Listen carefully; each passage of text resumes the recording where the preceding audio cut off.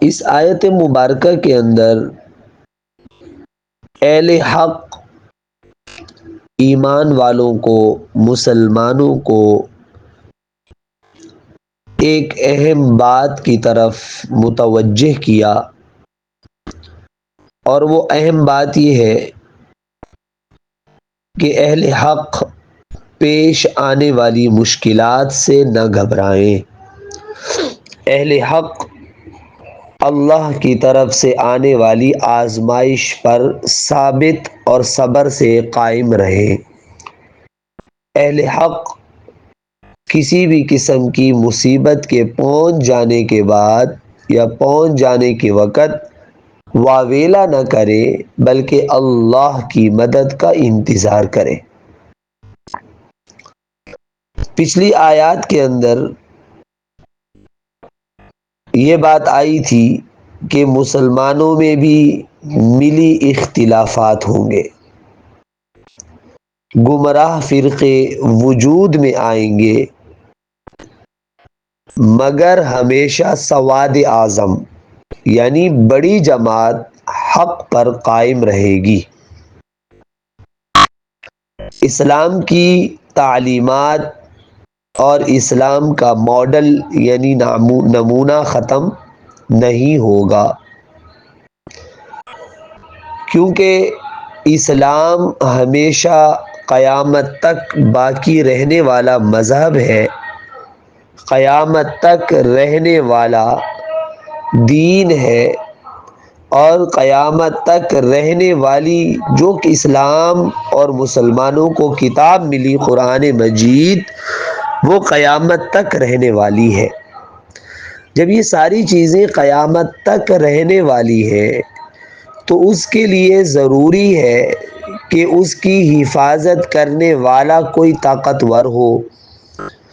کوئی سربراہ ہو، کوئی سردار ہو، تب تو یہ چیزیں باقی رہتی ہیں، وگرنہ یہ چیزیں مٹ جاتی ہیں۔ تو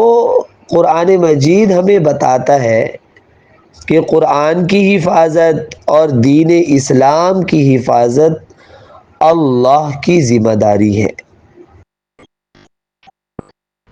اللہ رب العزت نے دین اسلام کو چن لیا،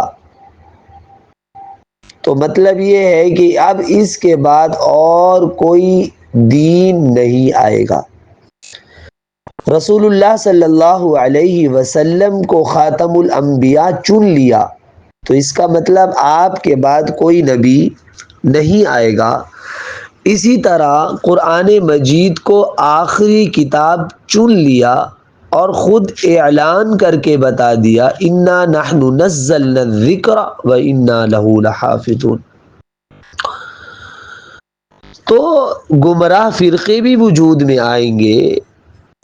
اختلافات بھی ہوں گے، لیکن کوئی گمراہ فرقہ، کوئی بھی فساد مچانے والی جماعت اسلام کی تعلیمات کو اور اسلام کے ماڈل کو، نمونے کو ختم نہیں کر سکتا۔ ہاں، جس طرح اسلام کی ابتدا ہوئی اسی طرح اسلام کی انتہا ہوگی۔ وہ اس طرح کہ اسلام کی ابتدا جب ہوئی تو مسلمان کمزوری کے عالم میں تھے، مسلمان غریب تھے، کمزور تھے۔ اسی طرح جب اسلام کی انتہا ہوگی، انتہا میں قیامت کے قریب بھی مسلمانوں کی حالت کمزور ہوگی۔ جیسے کہ حدیث مبارک کے اندر بھی آتا ہے ان الاسلام بدأ غریبا وسيعود غریبا فطوبى للغرباء۔ اسلام کمزوری کی حالت میں شروع ہوا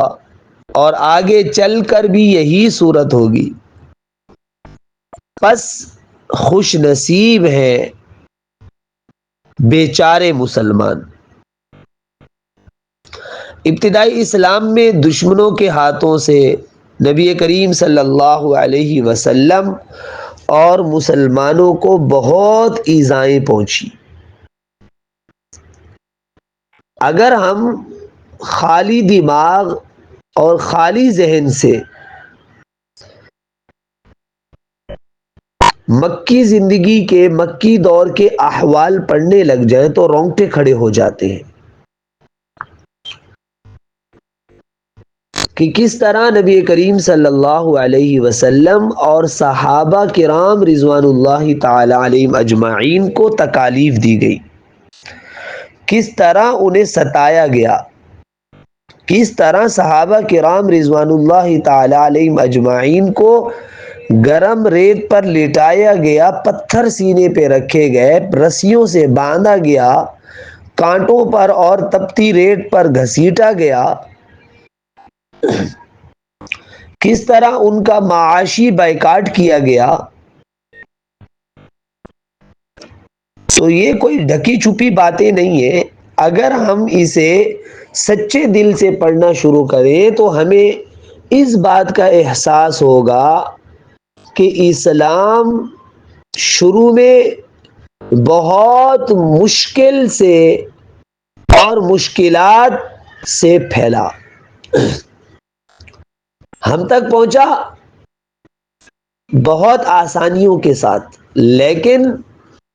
اصل اسلام جنہوں نے ابتداً اسلام کو قبول کیا تھا، اصل مسلمان تو وہ تھے جنہوں نے اسلام کی خاطر طرح طرح کی تکالیف برداشت کی اور اسلام پر جمے رہے، قائم رہے، ثابت قدم رہے۔ اصل مسلمان تو وہ تھے۔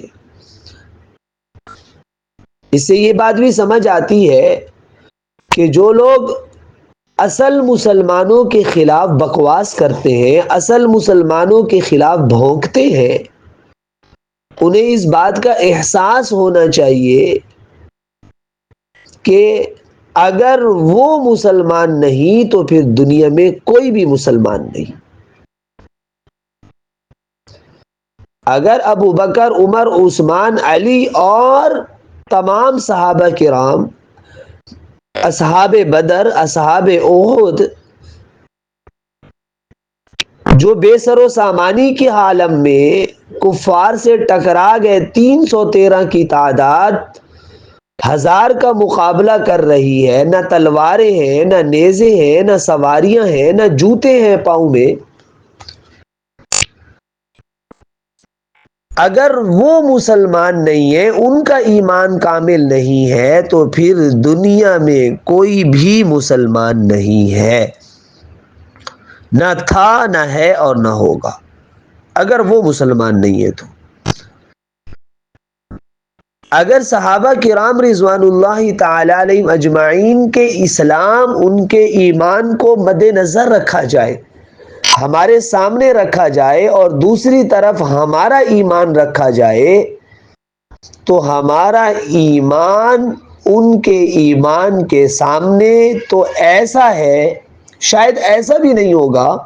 یہ بھی شاید میں مبالغہ کر کے بتا رہا ہوں، میں زیادہ کر کے بتا رہا ہوں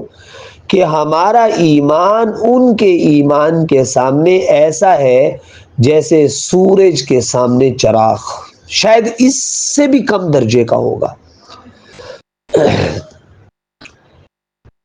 وہ اگر مسلمان نہیں ہے تو پھر کوئی بھی مسلمان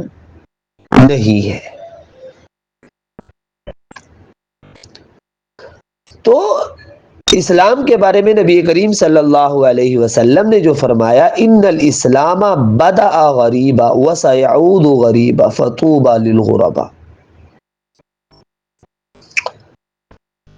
مکی زندگی میں، مکی دور کے اندر مسلمانوں کو تکلیف پہنچی، پھر ہجرت کے بعد بھی مسلمانوں کو سکون سے رہنے نہیں دیا گیا،